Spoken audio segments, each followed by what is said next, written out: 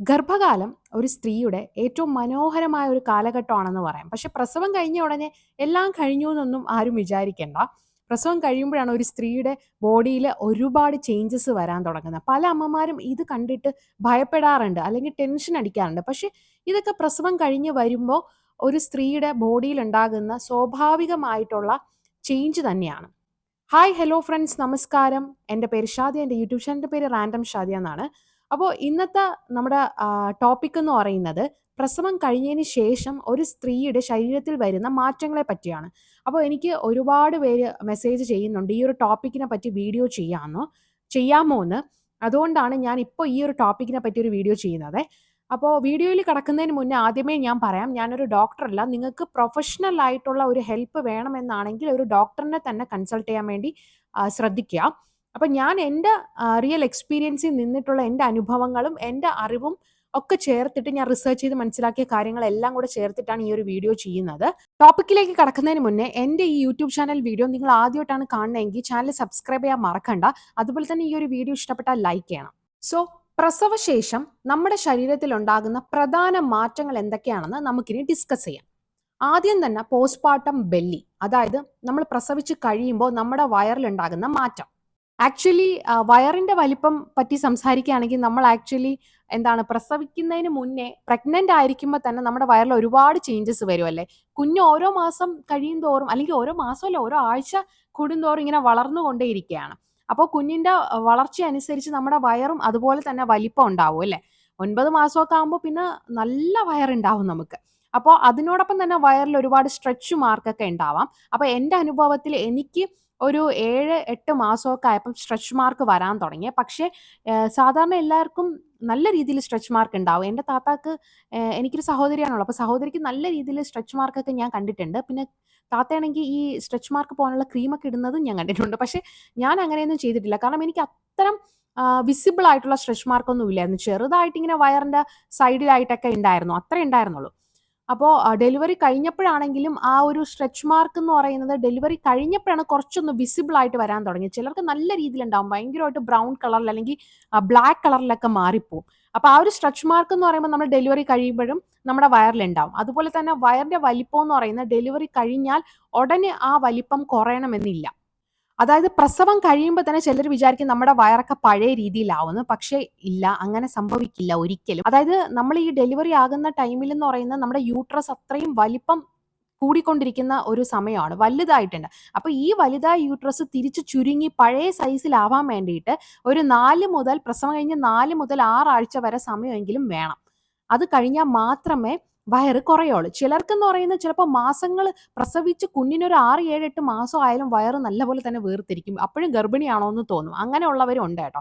അപ്പോൾ എൻ്റെ എക്സ്പീരിയൻസിൽ എനിക്കെന്ന് പറയുന്നത് ഡെലിവറി കഴിഞ്ഞ് ആദ്യത്തെ ഒരാഴ്ച കഴിഞ്ഞപ്പോൾ തന്നെ വയറ് നല്ല രീതിയിൽ കുറഞ്ഞായിരുന്നു. പിന്നെ എനിക്കങ്ങനെ വയറുണ്ടെന്നൊന്നും തോന്നിയില്ല. വയറ് കുറയാൻ വേണ്ടിയിട്ട് ഈ പോസ്റ്റ്പാർട്ടം കെയർ സമയത്ത് കച്ചയൊക്കെ എന്നെ നോക്കാൻ നിർത്തിയിരുന്ന മാമി കെട്ടിയൊക്കെ തരുമായിരുന്നു. അതുകൊണ്ട് കുറഞ്ഞോ എന്ന് ചോദിച്ചാൽ എനിക്ക് അറിഞ്ഞൂടാ കേട്ടോ. എനിക്ക് വലിയ ഡിഫറൻസ് ഒന്നും തോന്നില്ല. കാരണം എനിക്ക് ഓൾറെഡി വയറില്ലാത്ത പോലെയാണ് എനിക്ക് തോന്നിയത്. ചെറുതായിട്ടേ വയറുണ്ടായിരുന്നുള്ളൂ. ഇപ്പോഴും അങ്ങനെ വയറൊന്നുമില്ല. അതുപോലെ തന്നെ സ്ട്രെച്ച് മാർക്കിന്റെ കാര്യം പറയുകയാണെങ്കിൽ എനിക്കിപ്പോൾ ഇപ്പോഴും നല്ല രീതിയിൽ സ്ട്രെച്ച് മാർക്ക് വിസിബിൾ ആയിട്ട് അറിയുന്നുണ്ട്. പക്ഷേ ഞാൻ പ്രഗ്നന്റ് ആയിരുന്ന സമയത്ത് ഞാൻ പറഞ്ഞില്ലേ, 7-8 മാസമൊക്കെ ആയ സമയത്താണ് വന്നു തുടങ്ങി. പക്ഷെ അത്ര അറിയൂലായിരുന്നേ. ഡെലിവറി ഒക്കെ കഴിഞ്ഞപ്പം വയറ് ചെറുതായിട്ടൊന്ന് ചെറിയ ഒരു വയറിന് ഒരു അയവ് വരുമല്ലേ, ചെറുതായിട്ടൊന്ന് നമുക്കിങ്ങനെ തൂങ്ങിക്കിടക്കുന്ന പോലെ, അങ്ങനെ ഒരു വലിവും അയവും പിന്നെ ഒരു സ്കിന്നൊക്കെ വലിഞ്ഞ പോലെയും സ്ട്രെച്ച് മാർക്കിന്റെ പാടും അതൊക്കെ ഇപ്പോഴും ഉണ്ട് കേട്ടോ.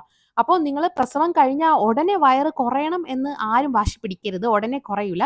നിങ്ങൾ നിങ്ങളുടെ ബോഡിക്ക് ടൈം കൊടുക്കുക. ടൈം എടുത്ത് അതിൻ്റെ ഹീലിംഗ് പ്രോസസ്സൊക്കെ കഴിഞ്ഞ് വരുമ്പോൾ ഓട്ടോമാറ്റിക്കായിട്ട് വയറൊക്കെ കുറഞ്ഞു വരും.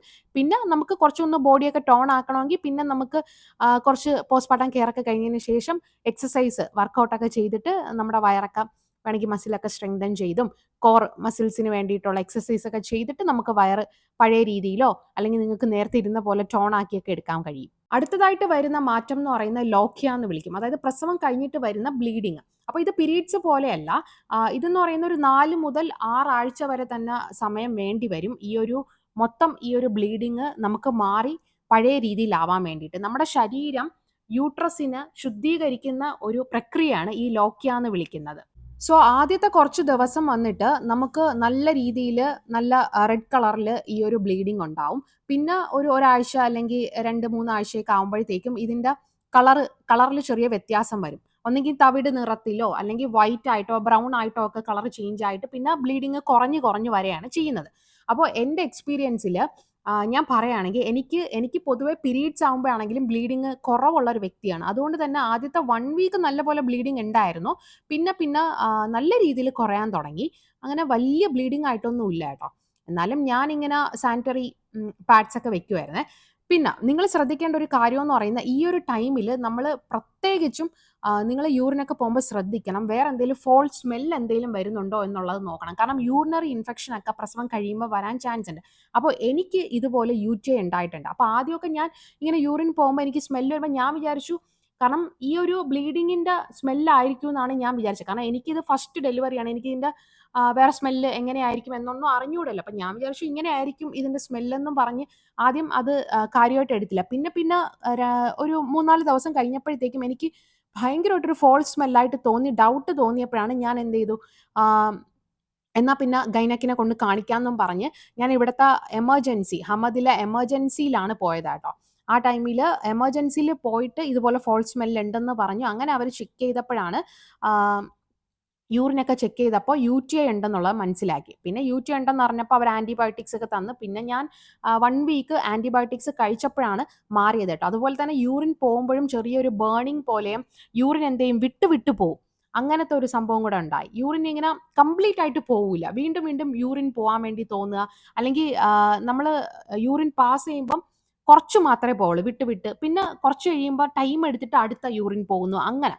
അപ്പോൾ യൂറിനറി ഇൻഫെക്ഷൻ്റെ സിംറ്റമാണ് കേട്ടോ അതെന്ന് പറയുന്നത്. അതുകൊണ്ട് അങ്ങനെ എന്തെങ്കിലും നിങ്ങൾക്ക് ഫോൾ സ്മെല്ലോ അല്ലെങ്കിൽ യൂറിൻ പോകാനൊക്കെ ബുദ്ധിമുട്ട് ഈ ഒരു ടൈമിൽ ബ്ലീഡിങ് പോകുന്ന ഒരു ടൈമിൽ ഉണ്ടെങ്കിൽ നിങ്ങൾ ഉറപ്പായിട്ടും ഒരു ഡോക്ടറിനെ കൺസൾട്ട് ചെയ്ത് ട്രീറ്റ്മെൻറ്റ് ഉടനെ തന്നെ എടുക്കണം കേട്ടോ. അങ്ങനെ ഒരു 40 ഡേയ്സ് ഒക്കെ ആകുമ്പോഴത്തേക്കും കംപ്ലീറ്റ് ആയിട്ട് ഈ ഒരു ബ്ലീഡിങ് സ്റ്റോപ്പ് ആവും.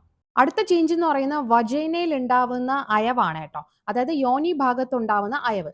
അപ്പോൾ ഇതെന്ന് പറയുന്നത് നമ്മൾ ഡെലിവറി കഴിയുമ്പോഴത്തേക്കും കുഞ്ഞ് ഇറങ്ങി വരുന്ന സമയത്ത് നമ്മുടെ യോനി ഭാഗത്ത് പേശികളൊക്കെ കുറച്ചൊന്ന് വലിയും. അപ്പോൾ അത് നമുക്ക് ഡെലിവറി കഴിയുമ്പോഴത്തേക്കും പിന്നെ അത് പതിയെ ചുരുങ്ങി വരും. അപ്പോൾ ആ ഒരു ടൈമിൽ ഡെലിവറി കഴിയുമ്പോൾ നമുക്ക് കുറച്ചൊന്ന് അയവ് വന്നതുപോലെ ഉണ്ടാവും. അതുപോലെ തന്നെ വജൈനൽ ഡ്രൈനസ് ഉണ്ടാവും. പിന്നെ നമുക്ക് സ്റ്റിച്ചിൻ്റെ പെയിൻ നല്ലപോലെ ഉണ്ടാവും. അറിയാലോ ഡെലിവറി കഴിയുമ്പോഴത്തേക്കും എപ്പിസിയോട്ടമി ഒക്കെ ചെയ്യും. അപ്പോൾ ചെയ്യുമ്പോഴത്തേക്കും ചിലർക്ക് ഒരുപാട് സ്റ്റിച്ച് വരും, ചിലർക്ക് കുറച്ച് സ്റ്റിച്ചായിരിക്കും ഉണ്ടായിരിക്കുന്നത്. അപ്പോൾ നമുക്ക് ഇരിക്കാനും നിൽക്കാനും ബുദ്ധിമുട്ടായിരിക്കും. അതുപോലെ യൂറിൻ പാസ്സാക്കാനൊക്കെ ബുദ്ധിമുട്ടായിരിക്കും.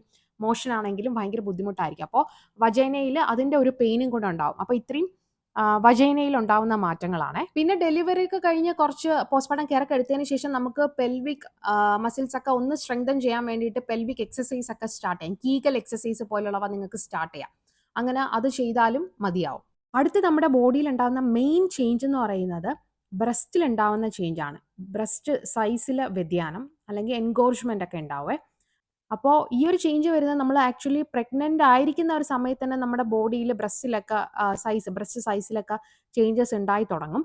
പിന്നീട് ഡെലിവറി കഴിയുമ്പോൾ അറിയാമല്ലോ പാല് കുറച്ചും കൂടെ കൂടുതലായിട്ട് പ്രൊഡ്യൂസ് ചെയ്യുന്ന ഒരു സമയമാണ്. കുഞ്ഞിന് നമ്മൾ ഫീഡ് ചെയ്യുന്ന ഒരു ടൈമും കൂടെയാണ്. അപ്പോഴത്തേക്കും നമ്മുടെ ബ്രസ്റ്റ് സൈസ് കുറച്ചും കൂടെ നല്ല രീതിയിൽ വലുതാകാൻ തുടങ്ങും. അപ്പോൾ എനിക്കാണെങ്കിലും എൻ്റെ എക്സ്പീരിയൻസിൽ എനിക്ക് ഓൾറെഡി നമുക്ക് അറിയാലോ ചിലർക്കെന്ന് പറയുന്നത് ബ്രസ്റ്റ് എല്ലാ സ്ത്രീകൾക്കും ഒരേപോലെ ആയിരിക്കില്ല ബ്രസ്റ്റ് സൈസ് എന്ന് പറയുന്നത്. അപ്പോൾ കുഞ്ഞ് പാലും കൂടെ കുടിക്കാൻ തുടങ്ങിയപ്പോൾ നമ്മൾ 2 hours once അല്ലെങ്കിൽ 1 hour once ഒക്കെ ഗ്യാപ്പ് ഇട്ട് ഇങ്ങനെ ഫീഡ് ചെയ്തുകൊണ്ടിരിക്കുന്നതാണ്. അതുപോലെ തന്നെ കുഞ്ഞ് പാല് കുടിക്കാണ്ടിരിക്കുന്ന സമയത്താണെങ്കിലും നമുക്ക് എൻഗോർജ്മെൻ്റ് ഒക്കെ ഉണ്ടാവും ബ്രസ്റ്റിൽ. അപ്പോൾ കുറച്ചും കൂടെ പാല് കെട്ടിക്കിടക്കുമ്പോഴും ബ്രസ്റ്റ് വലുതായിട്ട് തോന്നാറുണ്ട്. അപ്പോൾ അതൊക്കെ പിന്നെ നമുക്ക് കുഞ്ഞ് പാല് കുടിച്ച് കഴിയുമ്പോഴത്തേക്കും ബാക്ക് ടു നോർമൽ ആവും. പിന്നെ നമ്മൾ ഈ ഒരു ബ്രസ്റ്റ് ഫീഡിങ് ജേർണി സ്റ്റോപ്പ് ചെയ്യുമ്പോഴത്തേക്കും നമ്മുടെ ബോഡിയിൽ ബ്രസ്റ്റ് സൈസ് പഴയതുപോലെ എങ്ങനെയാണോ നമ്മുടെ ബ്രസ്റ്റ് സൈസ് നേരത്തെ ഉണ്ടായിരുന്നത് അതേപോലെ ബാക്ക് ടു നോർമൽ ആവേ. അപ്പം ഞാനിപ്പോൾ ബ്രസ്റ്റ് ഫീഡിങ് ജേർണി നിർത്തിയിട്ടുണ്ട്. അതായത് ഞാനിപ്പോൾ എൻ്റെ കുഞ്ഞ് ബ്രസ്റ്റ് ഫീഡ് ചെയ്യുന്നത് സ്റ്റോപ്പ് ചെയ്തിട്ടുണ്ട്. അപ്പം ഒരു 4-5 മാസമാവും ബ്രസ്റ്റ് ഫീഡ് ചെയ്യാൻ സ്റ്റോപ്പ് ചെയ്ത് ഒരു 2 മാസം കഴിഞ്ഞപ്പോൾ തന്നെ ബ്രസ്റ്റ് എൻ്റെ സൈസ് എന്ന് പറയുന്നത് പഴയ പോലെ ആയിട്ടുണ്ടായിരുന്നു. സോ അതൊന്നും നിങ്ങൾ ആലോചിച്ച് ടെൻഷൻ ആവണ്ട. നമുക്ക് ആ ഒരു ടൈമിൽ അറിയാലോ നമ്മളൊരു അമ്മയാണ്, കുഞ്ഞ് പാല് കൊടുക്കുന്ന ഒരു സ്ത്രീയാണ്. സോ യൂഷ്വലായിട്ട് കോമൺ ആയിട്ട് എല്ലാവർക്കും വരുന്ന ചേഞ്ച് തന്നെയാണ് ഈ ബ്രസ്റ്റിൽ വരുന്ന വ്യതിയാനം എന്ന് പറയുന്നത് കേട്ടോ. പിന്നെ നമുക്ക് ചെയ്യാൻ പറ്റുന്ന ഒരു കാര്യം എന്ന് പറയുന്നത് കുറച്ച് പ്രോപ്പറായിട്ട് നിങ്ങളുടെ ബോഡിക്ക് കറക്റ്റ് ആയിട്ടുള്ള ബ്രാ ധരിക്കുക എന്നുള്ളതാണ്. അപ്പോൾ ഇത് മെയിനായിട്ട് നമ്മുടെ ബോഡിയിൽ ഡെലിവറി കഴിയുമ്പോഴത്തേക്ക് വരുന്ന ഒരു ചേഞ്ചാണ്. അടുത്ത ചേഞ്ച് എന്ന് പറഞ്ഞാൽ യൂറിനറി ഇൻകോണ്ടിനൻസ് ആണ്. അത് ഞാൻ ഓൾറെഡി പറഞ്ഞു കഴിഞ്ഞു. നേരത്തെ വജൈനൽ ചേഞ്ചിൽ അതിൽ പറഞ്ഞിട്ടുണ്ടായിരുന്നു. അതായത് നമുക്ക് യൂറിൻ പോകുമ്പോൾ ചെറിയ ബുദ്ധിമുട്ടുണ്ടാവും. പിന്നെ യൂറിനറി യുടിഐ പോലുള്ള ഇൻഫെക്ഷനൊക്കെ ഉണ്ടെങ്കിൽ കുറച്ചും കൂടെ നല്ല രീതിയിൽ ബുദ്ധിമുട്ടുണ്ടാവും. പിന്നെ സ്റ്റിച്ചൊക്കെ ഉണ്ടല്ലോ, അപ്പോൾ പിന്നെ യൂറിൻ പോകാനൊക്കെ കോമൺ ആയിട്ട് വരുന്ന ബുദ്ധിമുട്ടാണ് പെയിന്. ഇതൊക്കെ പറയാൻ എളുപ്പമാണ്, അനുഭവിക്കുമ്പോഴാണ് അതിൻ്റെ പെയിന് മനസ്സിലാവുന്നത്. അപ്പോൾ നിങ്ങൾക്ക് യുടിഐ ഒക്കെ വരികയാണെങ്കിൽ അത് ഡോക്ടറിനെ കൺസൾട്ട് ചെയ്ത് ട്രീറ്റ്മെൻ്റ് ഒക്കെ എടുത്ത് നമുക്ക് ഭേദപ്പെടുത്തി എടുക്കാവുന്നതാണ്. അടുത്തതായിട്ട് വരുന്ന മെയിൻ ചേഞ്ച് എന്ന് പറയുന്നത് പോസ്റ്റ്പാർട്ടം ബ്ലൂസ് എന്ന് പറയും. അതായത് നമ്മൾ ഡെലിവറി കഴിഞ്ഞ് ഒരു 2 ആഴ്ച കഴിയുമ്പോഴത്തേക്കും നമുക്ക് പെട്ടെന്ന് ദേഷ്യം, സങ്കടം, കരച്ചിൽ, ചിലപ്പോൾ കുഞ്ഞിൻ്റെ അടുത്ത് പോലും ദേഷ്യം കാണാം. ഭർത്താവിൻ്റെ അടുത്ത് ഭയങ്കര ദേഷ്യമായിരിക്കും. എനിക്കങ്ങനെയായിരുന്നു. എൻ്റെ റീക്കയുടെ അടുത്ത് ഭയങ്കര ദേഷ്യമായിരുന്നു. കുഞ്ഞിൻ്റെ അടുത്താണെങ്കിലും എനിക്ക് ചില സമയം ദേഷ്യം വരാറുണ്ട്. കാരണം ചുമ്മാ ഫീഡ് ചെയ്യുമ്പോഴൊക്കെ നമുക്ക് ഒരുപാട് മൂഡ് സ്വിങ്സ് ഒക്കെ വരുന്ന ഒരു സമയം കൂടിയാണ്. ഹോർമോണൽ വ്യതിയാനങ്ങൾ ഉണ്ടാവുന്നതാണല്ലോ ഈ ഒരു ടൈമിൽ. അതുകൊണ്ട് തന്നെ നമുക്ക് ഒരുപാട് പോസ്റ്റ്പാർട്ടം ബ്ലൂസ് ഉണ്ടാവാം. ഇത് 2 ആഴ്ചയിൽ കൂടുതൽ അല്ലെങ്കിൽ മാസങ്ങളോളം, വർഷങ്ങളോളം ഒക്കെ നിൽക്കുകയാണെങ്കിൽ ചിലർക്ക് 2 വർഷത്തോളമൊക്കെ ഈ ഒരു പോസ്റ്റ്പാർട്ടം ബ്ലൂസ് ഉണ്ടാവും. അത് പോസ്റ്റ്പാർട്ടം ബ്ലൂസ് എന്നല്ല ആക്ച്വലി പറയുന്നത്. അതിനെ പോസ്റ്റ്പാർട്ടം ഡിപ്രഷൻ എന്നാണ് പറയുന്നത്. അപ്പോൾ നിങ്ങൾക്ക് 2 ആഴ്ച അല്ലെങ്കിൽ 1 മാസത്തിൽ കൂടുതൽ ഈ ഒരു പ്രശ്നം നിലനിൽക്കുകയാണെങ്കിൽ നിങ്ങൾ ഉറപ്പായിട്ടും ഒരു ഡോക്ടറിനെ കൺസൾട്ട് ചെയ്ത് അതിൻ്റേതായ ട്രീറ്റ്മെൻ്റ് ഒക്കെ സ്റ്റാർട്ട് ചെയ്യേണ്ടതാണ്. അല്ലെങ്കിൽ റിസ്ക് ആണ്. കാരണം ഈ ഒരു പോസ്റ്റ്പാർട്ടം ഡിപ്രഷൻ വന്നു കഴിഞ്ഞാൽ നമ്മുടെ ഡെയിലി ലൈഫിനെ അത് അഫക്റ്റ് ചെയ്യും. നമുക്ക് ഡെയിലി ലൈഫിൽ വരുന്ന കാര്യങ്ങളൊന്നും ചെയ്യാൻ പറ്റാത്തൊരവസ്ഥ ഉണ്ടാവും. അതുപോലെ കുഞ്ഞിൻ്റെ അടുത്ത് ദേഷ്യം, കുഞ്ഞിനെ ചിലപ്പോൾ ഉപദ്രവിക്കാം, അങ്ങനത്തെ കാര്യങ്ങളൊക്കെ ഉണ്ടായെന്ന് വരാം. സോ നിങ്ങൾ അങ്ങനെ എന്തെങ്കിലും ബുദ്ധിമുട്ടുണ്ടെങ്കിൽ ഡോക്ടറിനെ കൺസൾട്ട് ചെയ്യണേ. അപ്പം ഇത്തരം ഒരു പോസ്റ്റ്പാർട്ടം ബ്ലൂസ് നമുക്ക് അത് കാരണം നമ്മുടെ ബോഡിയിൽ നമ്മുടെ ഡെലിവറി കഴിഞ്ഞ് വരുമ്പം ലോക്ക് ചെയ്തില്ലെങ്കിൽ പ്രശ്നമാണ്. കാറ്റുണ്ട് കേട്ടോ, ഇന്ന് ഖത്തറിൽ നല്ല പോലെ കാറ്റുണ്ട്. എൻ്റെ മുഖത്ത് കണ്ടോ? ഇത് എന്താണെന്ന് വെച്ചാൽ എംറോ അള്ളി തന്നതാണ്. ഇങ്ങനെ ഇടയ്ക്കിടയ്ക്ക് കിട്ടാറുണ്ട്. അപ്പം നമ്മൾ എവിടെയാണ് പറഞ്ഞു നിർത്തിയത്? പോസ്റ്റ്പാർട്ടം ബ്ലൂസും കോമൺ തന്നെയാണ്. ഞാൻ പറഞ്ഞില്ലേ, പോസ്റ്റ്പാർട്ടം ഡിപ്രഷൻ ആയിക്കഴിഞ്ഞാൽ മാത്രം നിങ്ങൾ ഡോക്ടറിനെ കൺസൾട്ട് ചെയ്താൽ മതി. ഗൈസ്, അടുത്ത മെയിൻ ചേഞ്ച് എന്ന് പറയുന്നത് പോസ്റ്റ്പാർട്ടം ഹെയർ ലോസ് ആണ്. പിന്നെ എനിക്കാണെങ്കിൽ കല്യാണത്തിന് മുന്നേ ഹെയർ ലോസ് ഒക്കെ നല്ല രീതിയിൽ, കല്യാണമെന്ന് പറയാനല്ല, ഡെലിവറിക്ക് മുന്നേ ആണെങ്കിലും കല്യാണത്തിന് മുന്നേ ഒക്കെ ആണെങ്കിലും എനിക്ക് നല്ലപോലെ ഹെയർ ലോസ് ഉണ്ട്. കാരണം ഡാൻഡ്രഫ് നല്ലപോലെ ഉണ്ടായിരുന്നു. അപ്പോൾ അതുകൊണ്ട് ഹെയർ ലോസ് ഒക്കെ ഉണ്ടായിരുന്നു. അപ്പോൾ എനിക്ക് ഈ ഡെലിവറി കഴിഞ്ഞപ്പം കുറച്ചും കൂടെ കൂടുതലായിട്ട് പോകാൻ തുടങ്ങി. ഇതും കോമൺ ആണ് കേട്ടോ. നമ്മളെ ഹോർമോണിലൊക്കെ ഒരുപാട് മാറ്റങ്ങളൊക്കെ വരുമ്പോഴാണ് ഈ ഹെയർ ലോസ് ഒക്കെ ഉണ്ടാവുന്നത്. പിന്നെ പതിയെ ശരിയാവും.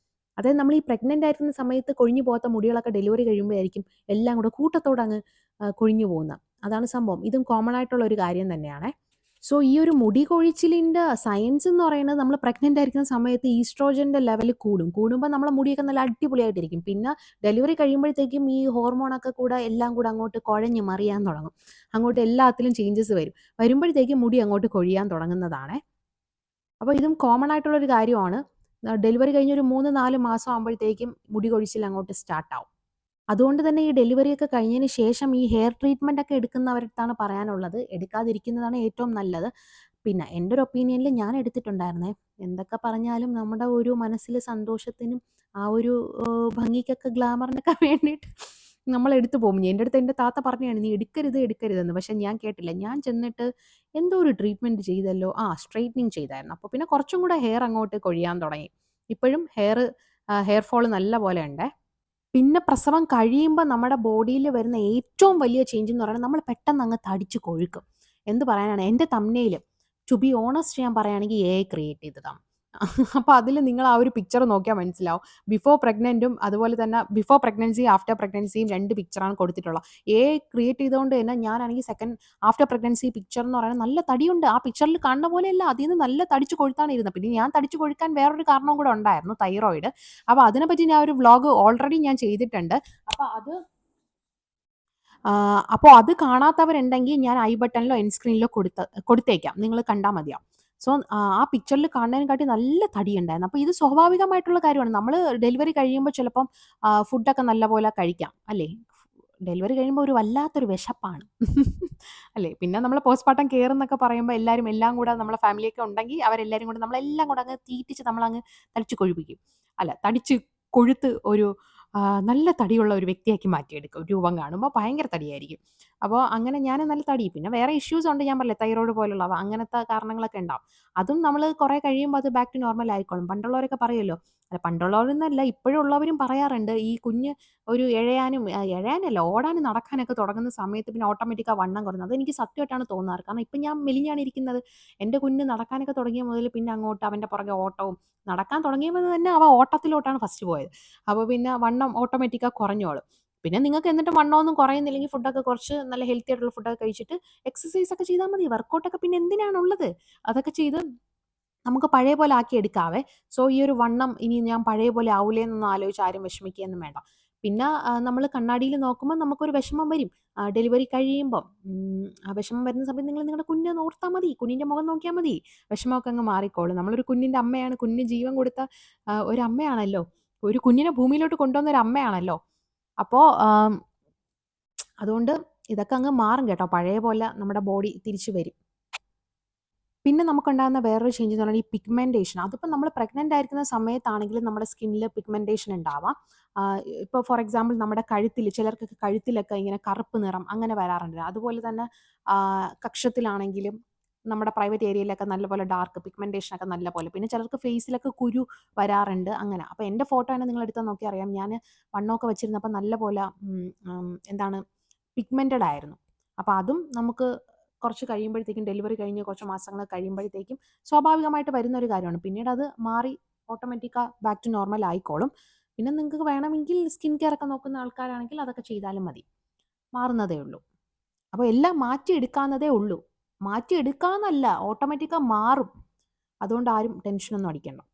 എൻ്റെ ഈ വീഡിയോ കണ്ടുകൊണ്ടിരിക്കുന്ന എല്ലാ അമ്മമാരുടെ അടുത്തുമാണ് എനിക്ക് പറയാനുള്ളത്. ഒരു കുഞ്ഞിന് ജന്മം നൽകുക എന്ന് പറയുന്നത് അത്ര ഈസി ആയിട്ടുള്ള കാര്യമൊന്നുമല്ല. നമ്മളൊരു സ്ത്രീക്ക് മാത്രമേ അത് കഴിയുള്ളൂ. അപ്പോൾ പ്രഗ്നൻ്റ് ആയിരിക്കുന്ന സമയത്താണെങ്കിലും പ്രഗ്നൻസി കഴിഞ്ഞ് ഡെലിവറി കഴിയുന്ന സമയത്താണെങ്കിലും ബോഡിയിൽ ഒരുപാട് ചേഞ്ചസ് വരും. അതിന് നിങ്ങൾ സമയം കൊടുക്കുക. ബോഡി പഴയതുപോലെ ഹീലായിട്ട് റിക്കവർ ആയിട്ട് വരാൻ വേണ്ടിയിട്ട് ടൈം മാത്രം കൊടുത്താൽ മതിയേ.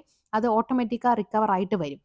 അപ്പോൾ അതുകൊണ്ട് നിങ്ങൾ ആരും അതൊന്നും ആലോചിച്ച് ടെൻഷൻ അടിക്കാനോ വിഷമിക്കാനോ ബോഡി പഴയതുപോലെ ആവൂലേ എന്നൊക്കെ ആലോചിച്ച് ടെൻഷൻ അടിക്കേണ്ട ആവശ്യമൊന്നുമില്ല. പഴയതുപോലെ ആവും. നിങ്ങൾ പോഷക ആഹാരങ്ങളൊക്കെ കഴിക്കുക, മാക്സിമം വിശ്രമിക്കുക. അതായത് കുഞ്ഞ് ഉറങ്ങുന്ന സമയത്താണെങ്കിലും കുറച്ച് ഉറങ്ങാനൊക്കെ നിങ്ങൾ സമയം കണ്ടെത്തുക. ഉറക്കമൊക്കെ കറക്റ്റ് ആക്കുക. എല്ലാം നമ്മൾ കുഞ്ഞ് കുറച്ചൊന്ന് വലുതായിട്ട് വരുമ്പോഴത്തേക്കും ഇതൊക്കെ പഴയതുപോലെയായി നമ്മൾ പഴയ പോലെ ആയിക്കോളും.